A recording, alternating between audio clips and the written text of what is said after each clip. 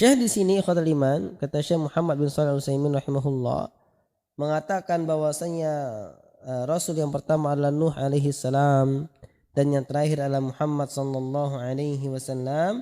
Beliau berdalil dengan firman Allah Subhanahu wa taala, "Inna auhayna ilaika kama auhayna ila Nuhin wan nabiyyin min ba'dihi." Sesungguhnya kami telah wahyukan kepadamu sebagaimana apa yang telah kami wahyukan kepada Nuh dan nabi-nabi setelahnya.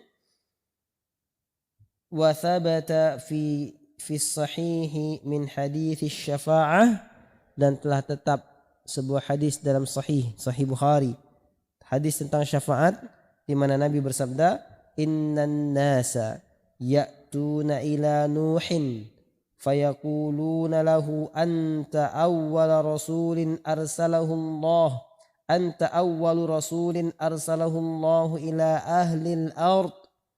Dalil yang kedua ditambah oleh Syekh Muhammad bin Shalih Al-Utsaimin rahimahullah, bahwasanya Rasul yang pertama adalah Nuh alaihi salam, adalah hadis yang telah tetap dalam hadis sahih Bukhari, di mana Nabi bersabda, sesungguhnya manusia pada saat padang mahsyar, ikhwatul iman, ketika cerita tentang syafaatul uzma, di saat padang mahsyar manusia dikumpulkan oleh Allah Subhanahu wa taala di padang mahsyar dalam keadaan hufatan uratan ghurla, telanjang kaki, telanjang badan, enggak berpakaiannya dan tidak disunat.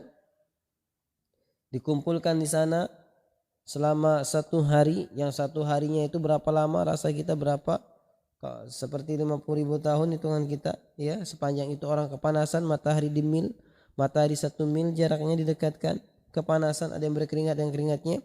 Maka ketika semua manusia telah tidak tahan lagi menunggu di padang mahsyar, mereka bersegera memohon kepada Allah untuk disegerakan yaumul hisab, hari perhitungan. Maka mereka enggak mampu, siapa mereka? Akhirnya mereka menghadap kepada Nuh alaihi salam, di sini dikatakan. Di antaranya pertama menghadap Adam alaihi salam, setelah menghadap Adam alaihi salam, beliau menghadap Nuh alaihi salam, awwala rasulin arsalahu Allah ila ahli al-ard. Rasul pertama yang Allah utus di muka bumi ini, Rasul yang pertama.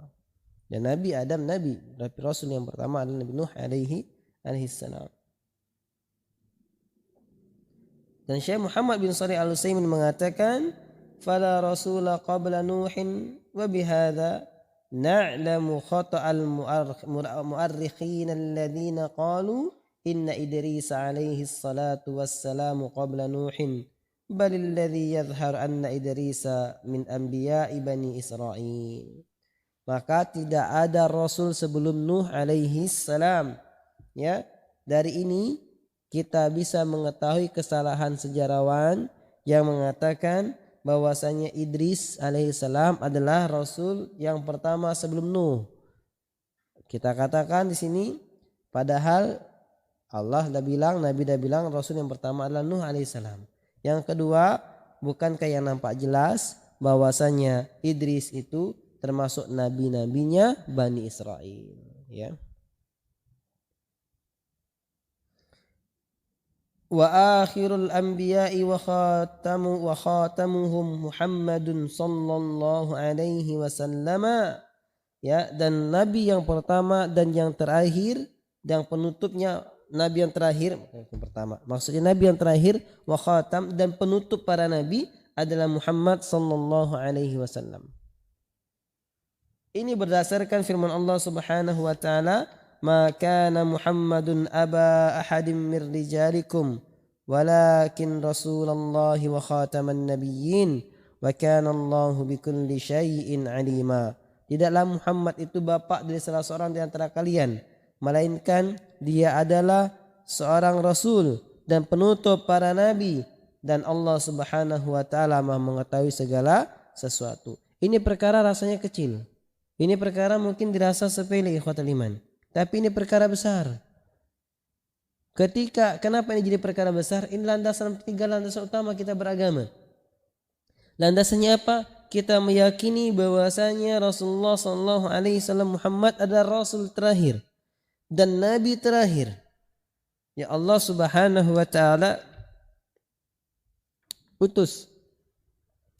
Kalau itu kita yakini, maka tidak akan mudah kita goyah atau kita menyimpang. Ketika ada orang datang dan mengatakan bahwasanya dia adalah nabi, atau ada suatu aliran agama baru yang mengatakan dia adalah seorang nabi dan membuka suatu aliran agama baru, maka jelas iman kita membentengi kita untuk tidak mengikutinya. Iman kita membentengi kita dan menyatakan bahwasanya hal tersebut adalah keliru dan salah. Kenapa? Karena iman kita, ilmu kita telah menegaskan bahwasanya nabi yang terakhir, rasul yang terakhir adalah Nabi Muhammad sallallahu alaihi wasallam. Jadi kalau ada yang mengaku sebagai nabi, kemimpian, datang malaikat Jibril berikan wahyu agar mengikuti kita, maka jelas-jelas kita katakan ini menyimpang. Kenapa? Karena jelas nabi yang terakhir, rasul yang terakhir adalah Nabi Muhammad sallallahu alaihi wasallam. Enggak akan heboh, tenang, enggak ikut arus. Ini enggak, sudah tahu di lisan tapi enggak tahu prakteknya, enggak diimani. Masih suka saya dapat pesan ini, seorang ulama ya bermimpi didatangi Jibril memberikan wasiat harus gini sebarkan kepada 500 orang misalnya, kayak gitu kan. Kalau enggak nanti gini ya, kalau enggak mau ikut saya maka dianggap kafir karena saya adalah penerus.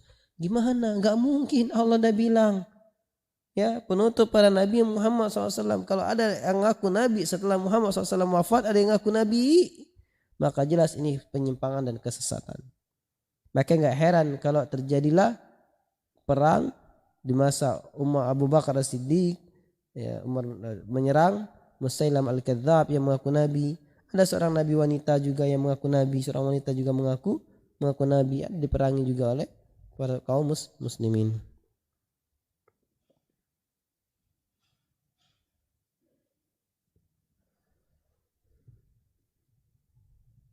Maka di sini dijelaskan fala nabiyya ba'dahu wa man idda'a an-nubuwwata ba'dahu fahuwa kadzibun kafirun murtaddun 'anil Islam. Ini akidah kita. Kalau kita belajar usul salasa berarti kita belajar akidah. Apa akidah kita? Akidah kita tidak ada nabi setelah Nabi Muhammad sallallahu alaihi wasallam. Maka barang siapa yang mengaku nabi setelah Nabi Muhammad sallallahu alaihi wasallam, maka ya dia adalah orang yang berdusta, orang yang kafir, orang yang keluar dari Islam. Jelas ini? Jelas. Berarti kalaupun ada nanti suatu aliran agama yang mengaku cinta Ahlul Bait, tetapi dia mengatakan bahwasanya malaikat Jibril salah kasih alamat wahyu. Harusnya wahyu itu diberikan kepada Ali bin Abi Thalib, tetapi diberikan kepada Muhammad SAW, maka kita katakan ini jelas agama yang menyimpang. Karena malaikat Jibril enggak mungkin salah alamat dalam kasih wahyu. Ya, kalau ada, walaupun mengaku cinta Ahlul Bait, saking cintanya mengatakan yang berhak menjadi nabi harusnya adalah Ali bin Abi Thalib bukan Muhammad SAW, maka jelas ini adalah agama yang menyimpang. Ya, agama yang menyimpang.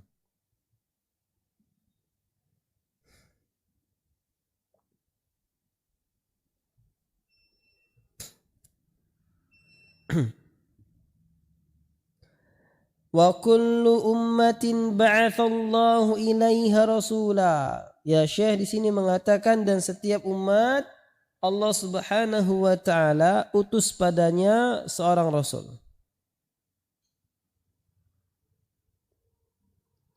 Maksudnya apa? Allah Subhanahu wa taala mengutus pada setiap umatnya seorang rasul yang seorang rasul tersebut mendakwakan umatnya untuk beribadah kepada Allah Subhanahu wa taala semata dan melarang mereka dari kesyirikan.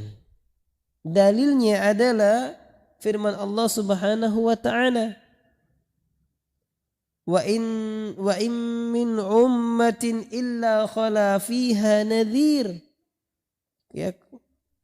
Dan tidak ada suatu umat pun melainkan berlalu padanya seorang pemberi peringatan, seorang rasul. Quran surat Fatir ayat ke-24. Dan juga ini dalilnya adalah firman Allah Subhanahu wa taala, "Wa laqad ba'atsna fi kulli ummatin rasulan an i'budullaha wajtanibut taghut." Dan sungguh telah kami utus pada setiap umat itu seorang rasul yang bertugas menyeru manusia untuk menyembah Allah semata dan menjauhi persembahan selain Allah Subhanahu wa taala. Berkata Syekh di sini, min Nuhin ila Muhammadin. Tuh lihat, ya. Dari Nuh, Rasul itu dari mulainya Nuh sampai Muhammad, ya'muruhum biibadatillahi wahdahu. Mereka menyeru umatnya untuk beribadah kepada Allah semata. Wa yanhahum an ibadati taghuti. Dan para nabi dan rasul tadi dari Nuh sampai Muhammad sallallahu alaihi wasallam, mereka melarang umatnya dari menyembah kepada taghut. Dalilnya, wad dalilu qauluhu ta'ala, dalilnya adalah firman Allah Subhanahu wa ta'ala, wa laqad ba'atsna fi kulli ummatin rasulan an ya'budullaha wajtanibut taghut. Dan sungguh telah kami utus pada setiap umat seorang rasul yang tugasnya menyuruh manusia untuk beribadah kepada Allah dan meninggalkan taghut. Quran surah An-Nahl ayat ke-36. Berkata Syekh, waftaradallahu ala jami'il ibadil kufra bit taghuti wal imani billah. Dan Allah mewajibkan atas setiap hambanya untuk mengingkari taghut dan beriman kepada Allah semata. Qala Ibnu Qayyim rahimahullahu ta'ala, Imam Ibnu Qayyim rahimahullahu ta'ala mengatakan, at-taghutu ma tajawazu bihil abdu haddahu min ma'budin aw matbu'in aw muta'. Yang namanya taghut adalah siapa saja apa saja yang melewati batasan hamba. Apa saja yang hamba melewati batasnya, baik berupa penghambaan yang melampaui batas, au matbu'in atau pengikutan yang melampaui batas, au muta'in atau ketaatan yang melampaui batas. Itu namanya taghut.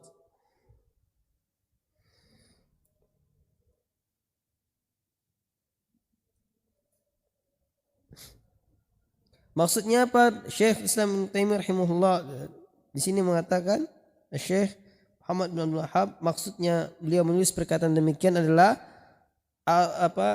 arada Syekhul Islam rahimahullah bihadza anna at-tauhid la yatimu illa bi ibadatillahi wahdahu la syarika lahu wa ijtinabit taghut. Sehingga maksud Syekhul Islam Ibnu Taimiyah di sini mendefinisikan taghut ini agar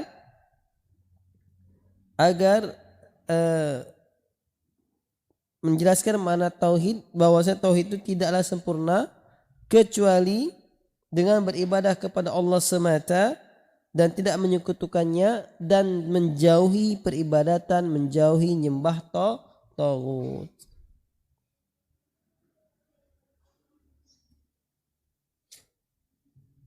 Dan Allah Subhanahu wa taala ikhwatul iman telah mewajibkan hal demikian kepada para hambanya.